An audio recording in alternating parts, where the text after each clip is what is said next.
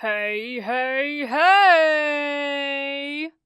Welcome to my cozy corner of the internet. This is Nephilim VA bringing you the 16th chapter of You Either Die a Villain or See Yourself Become a Hero, written by FantasyFreak_2 on AO3. Villain AUs are my beloved, so we must heed the trigger warnings before we proceed.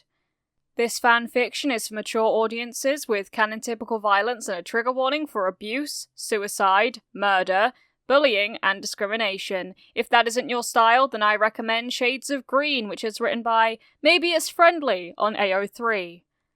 It can be found on my channel! Canon Divergence is the name of the game, with this tale of Class 1A being a class specifically for rehabilitating villains in the making.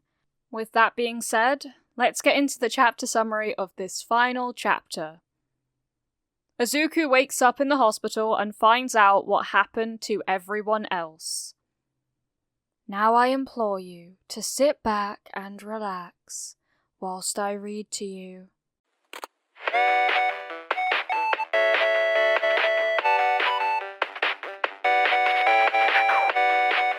Chapter 16. Epilogue.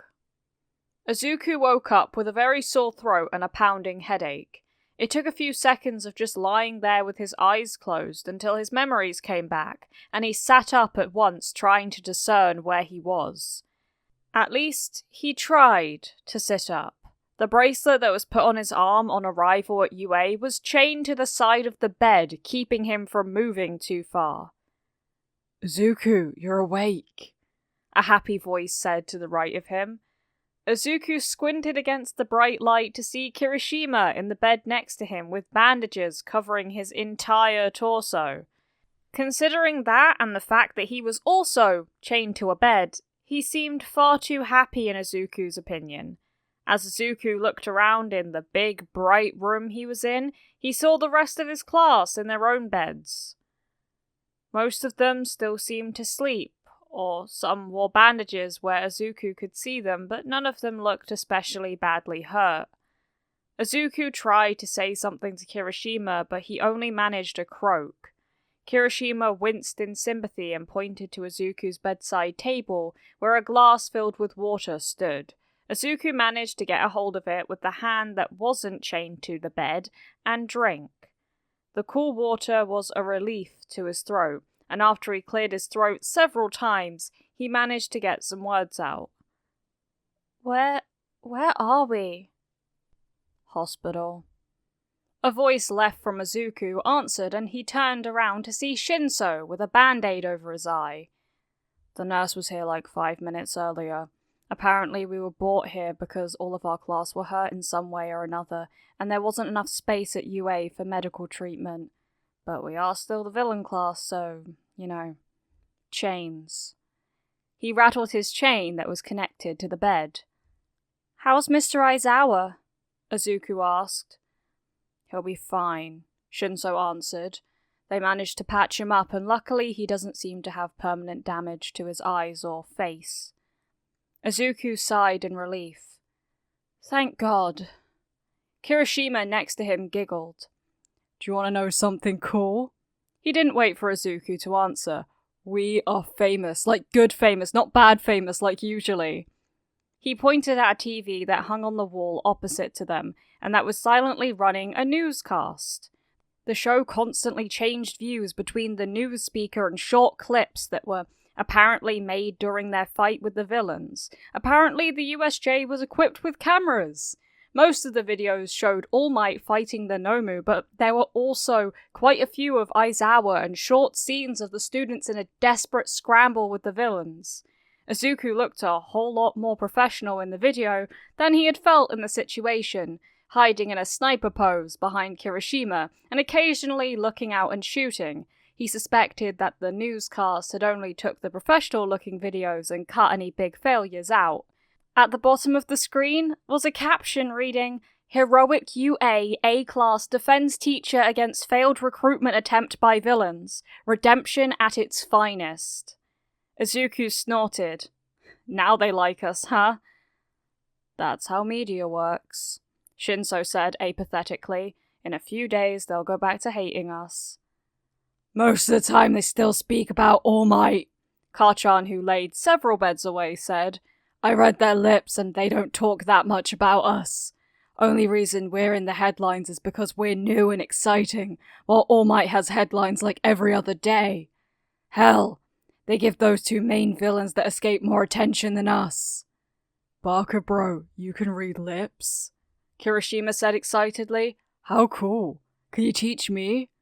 Shut up, shitty hair. At that moment, the big door of the room was thrown open with enough force to hit the wall behind it, and Present Mike came in.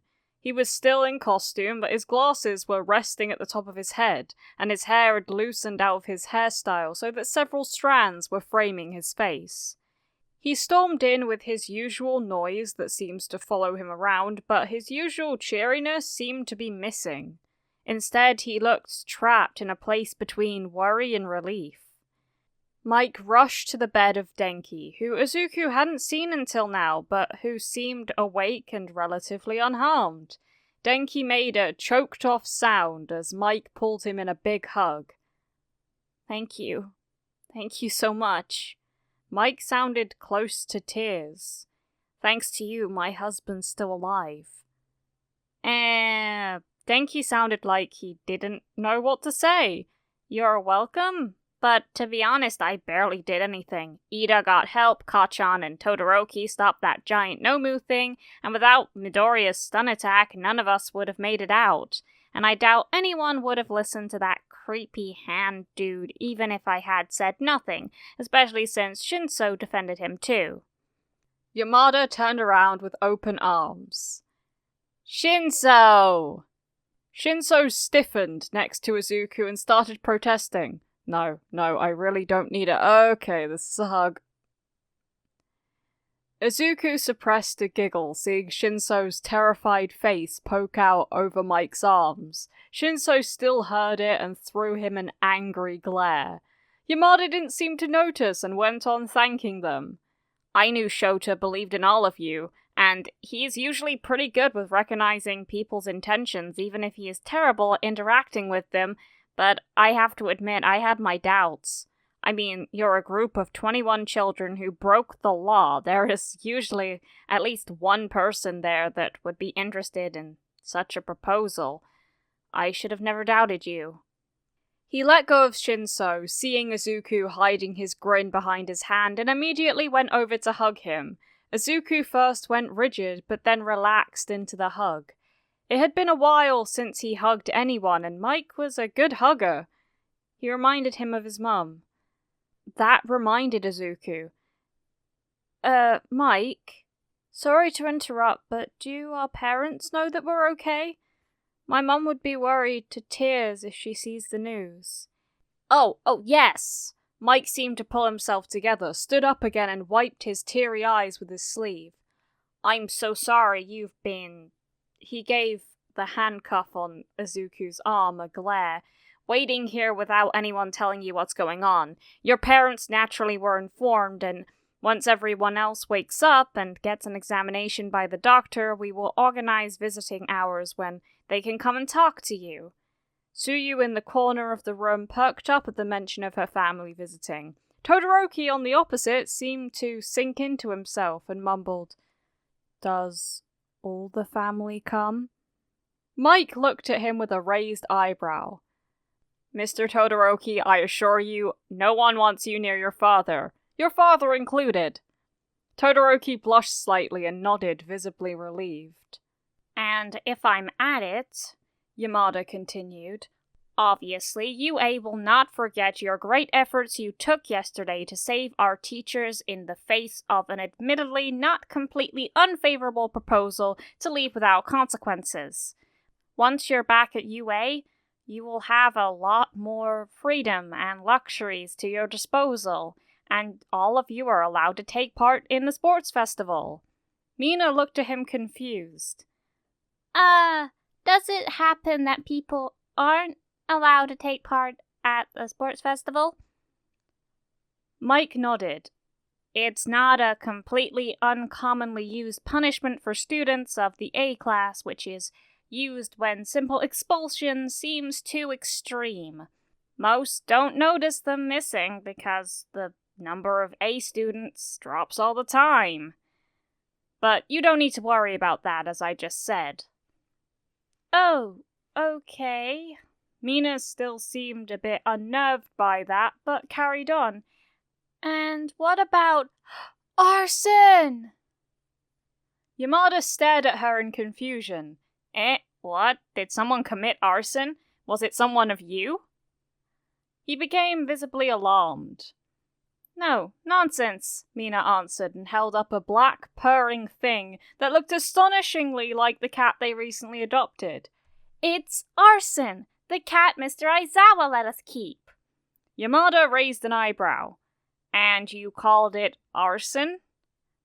It also listens to tax evasion, Shinso mumbled, and as if to prove it, the cat left Mina and jumped from bed to bed over to him and meowed incessantly until he started to pet her.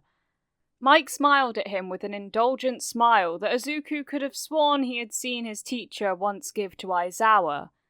Well then, I'll leave you to your arson and go back to make sure Shota hasn't woken up by now.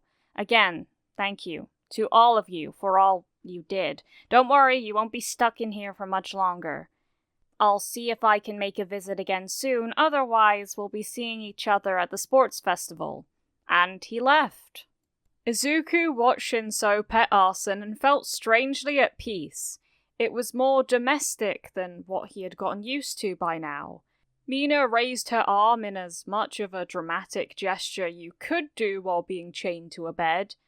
Yeah, us guys. We survived our first villain attack. Most of the other students mumbled a, yeah, us.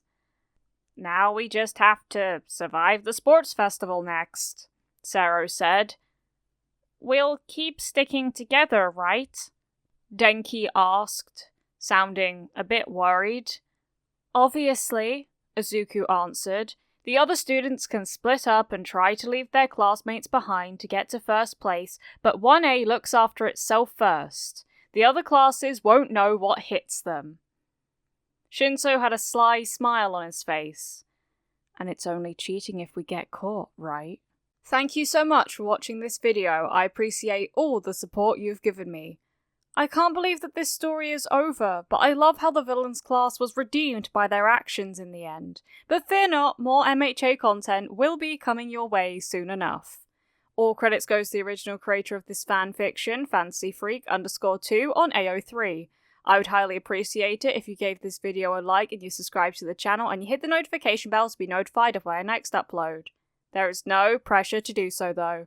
Thank you for visiting my cozy corner of the internet. Keep growing my sunflowers. Mwah.